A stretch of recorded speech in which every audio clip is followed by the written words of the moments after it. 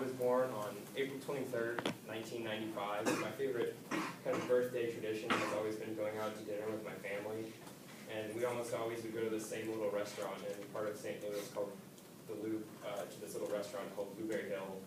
And then afterwards I would go to this little record store down the street called Vintage Vinyl, which is sort of our tradition. And I've always been interested in music and vintage things, and I think it's really important to acknowledge the past in order to stay informed about current events today and kind of give a little bit of context. So some of the articles from the past that I read in preparation for this speech were in the New York Times, the Washington Post, and also the Los Angeles Times. The first article I read was called One Man's Complex Path to Extremism. It was from my birthday in 1995, and it was in the New York Times. The article mostly detailed the life and struggles and experiences of Timothy McVeigh, who was the Oklahoma City bomber, at least the primary one. And it talked a lot about his personality and how he had always been known as kind of a quiet person who was always fascinated by guns, which I thought was very interesting that people knew that. But also he was an Army sergeant through the Gulf War, and in the Army was when he started getting really involved with a lot of right-wing extremists. The last article, or the last point that this article made was kind of that people knew he had been experimenting with explosives and also getting into several fights leading up to the actual attack in Oklahoma City. The next article I read, was called Militias, an Angry Mix, Bad or Hostile to the Government. It was from April 23rd, 1995 as well, and it was in the Washington Post. This article detailed a lot about the 90s American militia movements and a lot of their beliefs and how Timothy McVeigh was also involved and inspired by them. So the article first pointed out that Timothy McVeigh had been a member of a militia in Michigan and had actually been kicked out after talking about anarchy and terrorism in a meeting.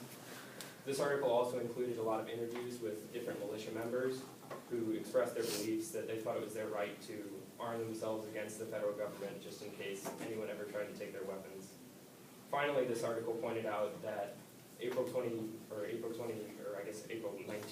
of 1995, which was the day of the Oklahoma City bombing, was actually the second anniversary of a federal siege in Waco, Texas, in which a militia compound was burned to the ground by federal agents, and a lot of militia members considered it an act of federal terrorism, and they think that that's why the Oklahoma City bombing was held when it was. The final article I read was from April 23rd, 1985, and it was in the Los Angeles Times. And this article was called U.S. Officials Predict Major Battle on Iran-Iraq Border. It was a lot about rising tensions in the Persian Gulf through the 1980s, and it talked about the fact that people in Iran and Iraq were both scaling up their militaries and starting to prepare for a lot of full-scale battle. This article also addressed that there was growing unrest here domestically in the United States due to the way that the war in the Persian Gulf was starting to affect our economy, specifically with regards to oil. And lastly, this article pointed out that the battles looked like they were going to continue for quite some time and be particularly violent. So the first article caught my attention just because the bombing in Oklahoma City was a giant national tragedy that occurred immediately before I was born. And the next two articles just seemed related in one way or another. The militia article because of Timothy McVeigh's involvement, and the article about the Persian Gulf because it eventually led to the war that he fought in and also became involved with. I also think that it's just interesting in the context of today as we're getting out of more wars in the Middle East and wars that are potentially for economic reasons, just to consider the fact that we're having lots of veterans come back from similar situations as Timothy McVeigh, and how we can go to make sure that we can recognize personalities and help people and potentially avoid something as tragic as the Oklahoma City bombing in the future.